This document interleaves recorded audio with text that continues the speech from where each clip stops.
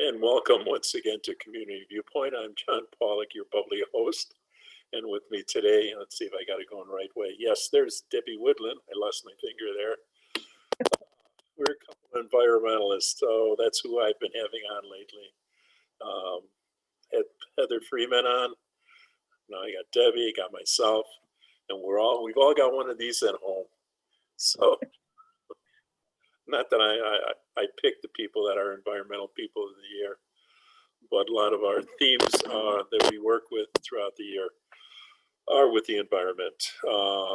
Debbie was a big part of our Earth Day, Arbor Day event, April 24th, over Yes. April on Ian Deutsch Memorial Park on one of those windy days. It came off well. Could have come off better without with less wind. And then Debbie, the following weekend, she was a major part of the Wild West extravaganza. Let's talk a little bit about that today, because that really went off very well. And that came off at our museum, our lovely museum that not enough of us have gone to. But after that Saturday, the following Saturday, was it 30th? Well, Friday was April 30th Yes. through May 2nd. It's And we opened up, and actually, that whole month was windy. We opened up, and the Melodrama was there. They did their show.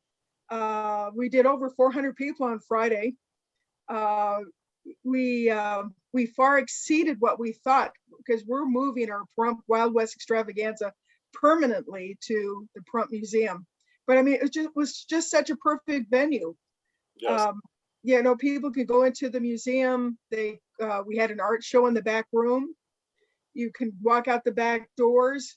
They have a 5-acre section in the back, and that's where we had the little homes, the building units set up. We had gunfighters. We had longhorn cattle.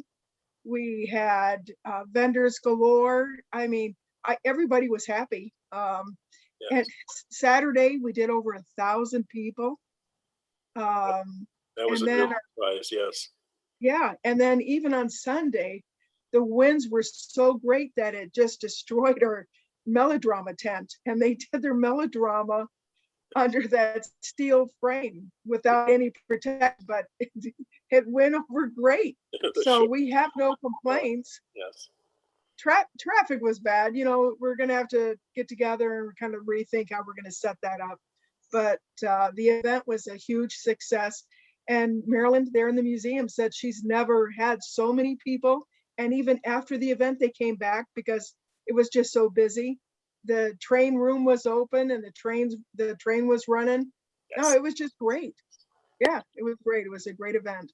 Finally, the trains are running. Oh my God, yes. Trains are running. We had the bulls running and the trains. Yeah. So yeah, many people didn't know it was even there after all these years. I've got a couple of displays over there, so I come and look at my own little displays with some of the things I've done through the past, and so I enjoy that. Plus the back building, there's a lot to do with the Nevada Test Site and Yucca Mountain, and that was a big part of my life too, because I worked for the Yucca Mountain Project for almost 5 years. So there's a lot of displays for that and for information on that. And John, the public can see that any day they go to the museum, correct? Yes, except Monday, right? Right, they're closed on Monday. Yep. And I think they're open 9 to 5. It sounds right. Yes. 8 to 5 or 9 to 5, yeah. Yes. And it's free to go in. Yes. Just tell Marilyn that Deb and I sent you. That's right. Please do. Yes. So anyway, that's a big part of our life too. Those two items, and what else? Oh, wait a minute, Friends of Discovery Park. That's still another big part of our life. Did you want to tell the folks what Discovery Park is if they don't know that? Well, Discovery Park was once the Willow Creek Golf Championship Golf Course. Right. over 160 acres. Well, the utility ended up with it. Not that they wanted to run a park, but they do have some ponds on the park that they need to maintain. So Red Rock Audubon Society back, I'm going to say there was conversations around 2014, 2015, said they'd like to be able to improve the park because it was dead. All the infrastructure was broken. There was no watering going to all those trees. I mean, it was heartbreaking over the years to see the loss of the bird habitats and the trees dying, and the poor residents that live on that park, once was a green golf course and then just turned to weeds. Yes. Well, I remember going out when I was working at Extension with ML Robinson, and we went out and identified trees that had to be removed because they were just a liability on the park. So it's come a long way. The focal point is the property between Front Valley Boulevard and Red Butte. Yes. And that's 56 acres. And Red Rock Audubon Society planted well over, in fact, I've got my notes here. We planted, I mean, it seems like we planted a lot more, but let me just double check, 225 trees in the natural area, the irrigation that's gone in there, the continual maintenance, it's ongoing. In fact, I was in there this morning, and a couple master gardeners were in there at the time doing some work, turning on water, turning off water, maintaining what we call a swale, a lid project, low impact development. It's basically kind of like what you would do with stormwater runoff, how to redirect it, plant accordingly, and capture water that way. We've had some challenges in the park recently with the BLM, the wild horses. Yes. Oh my gosh. In fact, yeah, people just call and there's a horse in my backyard. Yeah. Now, I didn't see anybody today. I don't know if they've been removed. I heard they're up at the Calvada Eye. Have you seen them, John? We heard that they were gone. We went past there this afternoon and we didn't see anybody there either. There's 3 of them that were hanging out at the Calvada Eye, and they weren't around today. Yeah, because the last month they were hanging out by the wastewater treatment plant. They go hit the pond areas, but I know the master gardeners and Red Rock Audubon Society, some of them, the horses were breaking irrigation lines, but Yeah. it is beautiful to see them there. Yes. Yeah. What do we have to remember? Don't feed them. Don't pet them. Don't make them your friend. Look from afar, take a picture, enjoy them.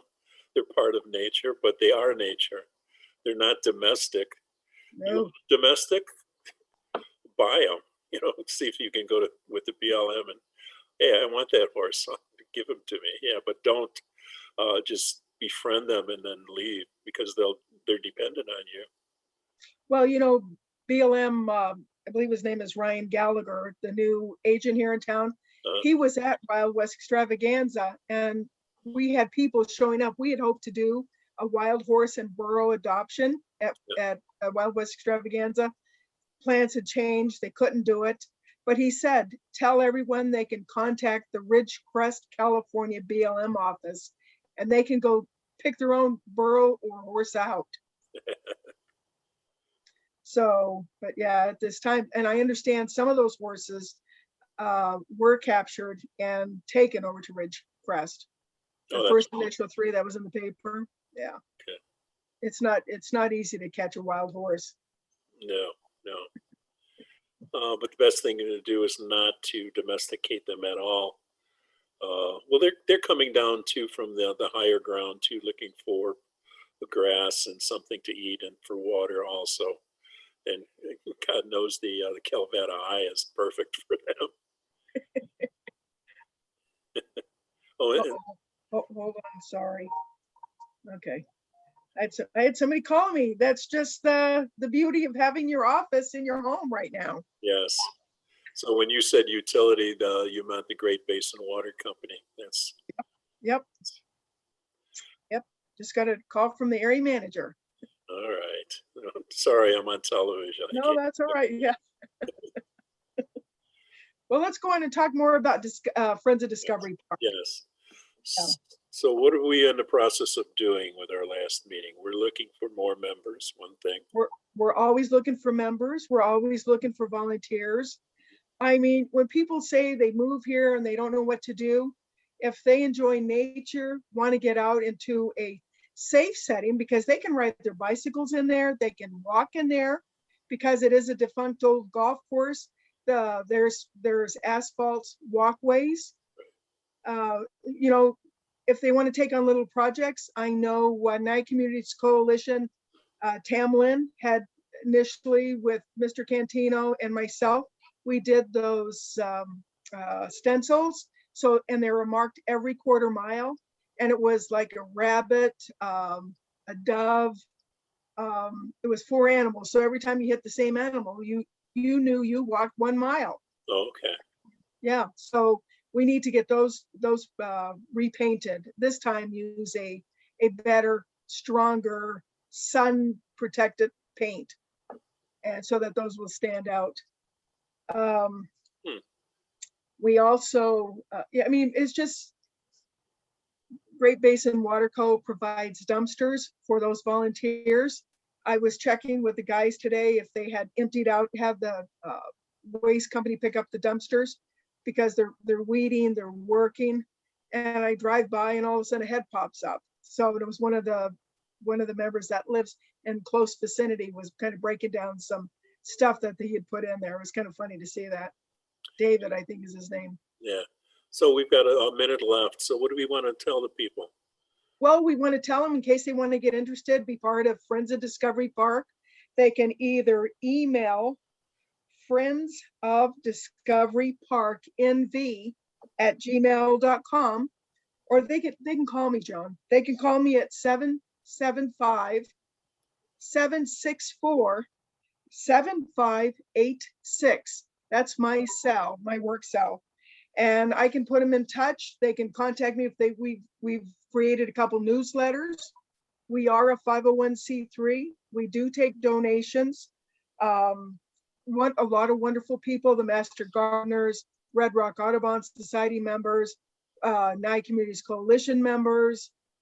We have it's just a wonderful group of nice people looking to make a better place and something to walk and enjoy and appreciate for many years. Yes.